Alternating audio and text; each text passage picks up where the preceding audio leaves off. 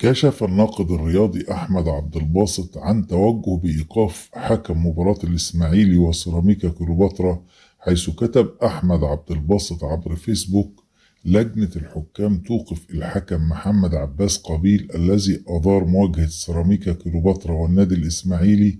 اللجنة ترى أن الحكم رفض الاستماع لحكم الفار والمساعد اللذان قال له على كرة سيراميكا جول جول جول، لكنه رفض الاستماع لهما وتمسك بقراره باحتساب ركلة جزاء.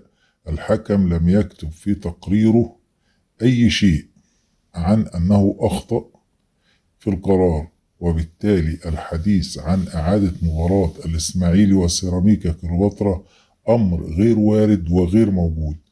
وتعادل سيراميكا كليوباترا مع نظيره الإسماعيلي بنتيجة 1-1 في المباراة التي جمعت بينهما على استاد هيئة قناة السويس بالإسماعيلية ضمن منافسات الجولة 19 من بطولة الدوري المصري الممتاز.